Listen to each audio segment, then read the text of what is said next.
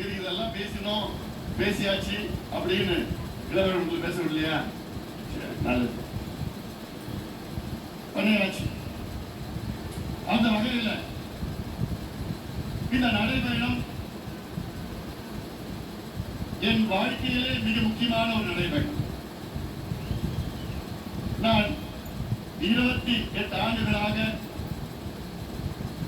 களத்திலே பொது வாழ்க்கையில் ஈடுபட்டிருக்கின்றேன். களத்தில் இந்த 28 ஆண்டுகளில் எத்தனையோ நிகழ்ச்சியில் நான் கலந்திருக்கின்றேன், எத்தனையோ மாநாடுகளை நடத்திருக்கின்றேன்.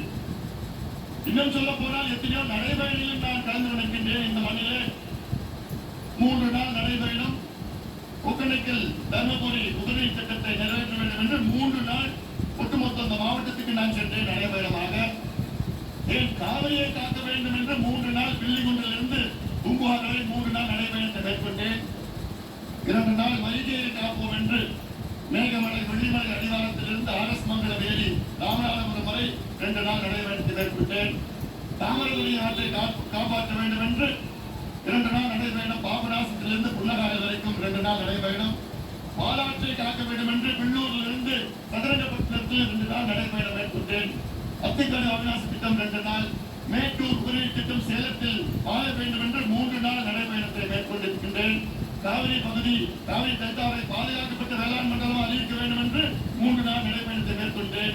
அந்த காவிரி பகுதியில் பெட்ரோ கெமிக்கல் மண்டலம் வரக்கூடாது என்று 3 நாள் நடைபயணத்தை மேற்கொண்டேன். இப்படி எத்தனையோ நடைபயணங்கள், எத்தனையோ மாநாடுகள், போராட்டம், ஆர்ப்பாட்டம், நான் அமைச்சராக நேரத்தில் எத்தனையோ நிகழ்ச்சியில் நான் கலந்திருக்கின்றேன். ஆனால் அனைத்து நிகழ்ச்சிகளை விட எனக்கு மிகவும் பிடித்த இந்த நிகழ்ச்சி இந்த 100 நாள் நடைபயணம். இந்த நடைபயணம் தொடங்குவதற்கு முன்பு என்னுடைய மனநிலை ஒரு மாதிரியா இருந்தது. உங்களுக்கே தெரியும் எப்படிப்பட்ட ஒரு சூழலில் இந்த நடைபயணத்தை நாம் தொடங்கினோம். மன உளைச்சல், மன அழுத்தம், அப்படிப்பட்ட மனநிலையில் தான் இந்த நடைபயணத்தை நான் தொடங்கினேன். நேரம் போல திருப்பூர் முருகனை பார்த்த, முருகா நீ பார்த்துப்பார், இன்னைக்கு இது 100வது நாள். ஆனா அதுலயும் 108 வருது பேர்.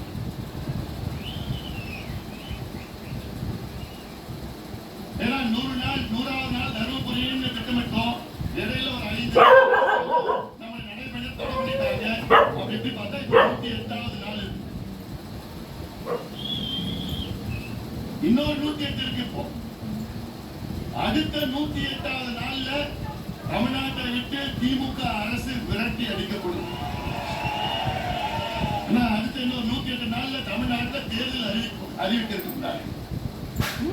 அப்படி இந்த நடைபயணம் மிக முக்கியமான ஒரு பயணம். எனக்கு மட்டுமல்ல, தமிழக மக்களுக்கும் நம்முடைய நிர்வாகிகள். வெளியில போ, அந்த பையன் என்ன பண்றான்னு பாரு, எங்க இருக்கான்னு பாரு. என்னுடைய நன்றியை நான் சொல்லணும்.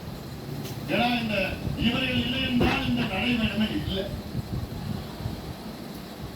அதுல பேர் நான் படிச்சேன். இந்த பட்டியல மறுபடியும் படிக்கணும்னு வேண்டாம்.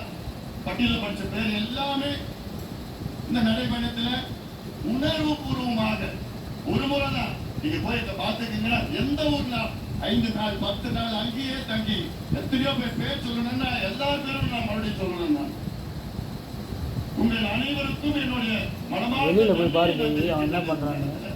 எல்லா பேரும் அது நம்ம செல்வகுமார் தலைமையில் இவ்வளவு போய் பாரு, வைத்தி அவர்களோ ஜெயராமன் பேர் எல்லாம் நாளையபடியில் நம்ம டிஎம்டி இருக்கிற டிஎம்டி அவங்க ஆளுமையிலன்னா என்னை தூக்கிட்டு போயிட்டு இருப்பாங்க நிறைய நடைபயணத்துல. ஏன்னா குடிச்சு நான் நடக்கிறப்போ குடிச்சு இந்த பக்கம் அந்த பக்கம் நம்ம பிள்ளைங்களை அன்பு சொன்னேன். அதெல்லாம் அதனால அவ்வளோ இன்னொன்று நான் நன்றி சொல்றேன்னா பாவேந்தன் அவர்களுக்கு நான் நன்றி சொல்றேன். அன்றாடம் அந்த பகுதியோட செய்திகள் தம்பி பாவேந்தன், நம்ம சித்தராஜும் ஜெயக்குமார் கஸ்தூரி எல்லாமே எத்தனையோ பேர் நான் பேர் விட்டு போன தப்பாட்டுக்காரீங்க மறுபடியும் ஆரம்பிக்கணும். அதனால உங்கள் அனைவருக்கும் நான் நன்றி தெரிவிக்கின்றேன். ஏன்னா இது மிக சிறந்த ஒரு நடைபயணம். எனக்கு முழு திருப்தி, முழு மகிழ்ச்சி. நடைபயணத்துல நான் கத்துக்கிட்டேன். இந்த நடைபயணம் வாயிலாக நிறைய பிரச்சனைகளுக்கு தீர்வு வந்துடுச்சு. அடிச்சு வைக்கணும் நாயை. ஏன்னா நான் திருப்பூர்ல தொடங்கி பிறகு அடுத்தது நான் செங்கல்பட்டு காஞ்சிபுரம் போயிருந்தாங்க. உத்தரமேறு முடிச்சு காஞ்சிபுரம் போனேன். காஞ்சிபுரத்துல அங்க பார்த்தா நம்மளோட நெசவாளர்கள் பிரச்சனை என்னன்னு தெரிஞ்ச கைத்தறி நெசவாளர்கள் பட்டு புடவை அங்க நான் ட்ரை பண்ணி பார்த்தேன். ஒரு புடவை தயாரிக்கணும்னா அவளுக்கு 15 நாள் ஆகும். சாதாரண புடவை காலையில் 7 மணிக்கு ஆரம்பிச்சாங்கன்னா 9 மணிக்கு ரெண்டு கால் 2 கையை அப்படி இப்படி விட்டு அந்த பக்கம் இழுக்கணும், இந்த கால் அமுக்கணும், இது இந்த பக்கம் விடணும், இந்த கால் அமைக்கி இந்த பக்கம் விடணும். அதெல்லாம் சாதாரணமாக நான் ஒரு 2 நிமிஷம் பண்ண கையை காலம் வலிக்காது. அவங்க 30 வருஷமா பண்ணிட்டு இருக்கிறாங்க. எவ்வளவு சிரமமா பண்ணிட்டு இருக்கிறாங்க. ஆனா அவங்களுக்கு 15 நாள் வேலை செஞ்சு அவங்களுக்கு வர்றது காசு 3000 ரூபாய் 4000 ரூபாய். இதெல்லாம் நேரடியாக நம்ம பார்த்தேன். அங்கே காஞ்சிபுரத்தில் உள்ள அந்த கழிவு எல்லாமே ஒரு மிகப்பெரிய ஏரி. அங்க அவ்வளவு பறவைகள் இன்னைக்கு வருது. அந்த ஏரியில அப்படியே வர்றாங்க, அந்த கழிவுகள் வர்றாங்க. இதை போய் பார்த்தோம். கும்மிடி பூண்டியில இன்டெலெக்சுவல் சிட்டின்னு 1200 ஏக்கர் நம்முடைய மக்களுடைய விளைநிலங்கள் கோதுமை விளைகின்ற நிலங்களை கையகப்படுத்தணும்னு அரசு சொன்னாங்க. அந்த நேரத்தில் அங்கே அந்த மண்ணை போய் பார்த்தேன். நிச்சயமா நடக்காது, விடமாட்டோம் என்று அந்த மக்களுக்கு உறுதி கொடுத்து வந்தேன். இப்போ இல்லைன்னு சொல்ற நிலைக்கு வந்துருச்சாங்க. எல்லா மாவட்டத்துக்கும் நான் போயிட்டு வந்திருக்கேன். 4 மாவட்டத்துக்கு நான் போல. ஒவ்வொரு பகுதிக்கு நான் போயிட்டு வந்தேன். ராணிப்பேட்டையில அந்த குரோமியம் கழிவுகள் அங்கே மண்ணிலையோ அந்த தண்ணியிலையோ கலந்து கிட்டத்தட்ட 20 ஆண்டு காலமாக அந்த நிலையில இருக்கு. அதை போய் பேசிட்டு வந்த உடனே அடுத்தது அரசாங்கம் அதற்கு நடவடிக்கை எடுத்துட்டு இருக்கிறாங்க. சில நிகழ்வுல நான் போறது 2 நாள் முன்பு அதிகாரிகளோ அங்க அமைச்சர்களோ போய் அங்க உறுதி கொடுத்து வந்துட்டாங்க. கோரியம் வருவாண்டா, ஏதோ பேசுவாண்டா, அதுக்கு முன்பு நம்மளே போய் சொல்லிடணும். இல்ல வந்த பிறகு அந்த பகுதியில அங்க பிரச்சனைகள் அங்க இருக்கின்ற ஒரு கிருஷ்ணகிரி போயிட்ட இங்க நம்ம தருமபுரி மாவட்டத்துக்கு வந்த திட்டம் எண்ணெய்கோல் புதூர் திருமலை திட்டம். ரொம்ப நாளா நான் எனக்கு ஒரு ஆசை. அதனால எண்ணெய்கோல் புதூர் என்ன நான் இது வரைக்கும் அந்த பேரை மட்டும் நான் 1000 முறை சொல்லியிருக்கேன். திருச்சி கவுண்டர் இங்க இருந்தார். அவர் தான் எனக்கு சொன்னார் நான் எம்பி ஆன முதல். அதன் பிறகு அந்த தும்லி அணைக்கு போய் பார்த்தா தண்ணி காணும். எப்போ தண்ணி வந்ததுன்னா 22 நாளுக்கு முன்பு தண்ணி வந்ததுன்னு சொன்னாங்க. அப்ப அந்த எங்கிருந்து தண்ணி வரனா தென்கொல்லி ஆற்று எண்ணெய்கோல் புதூர் ஊர் இருக்கு.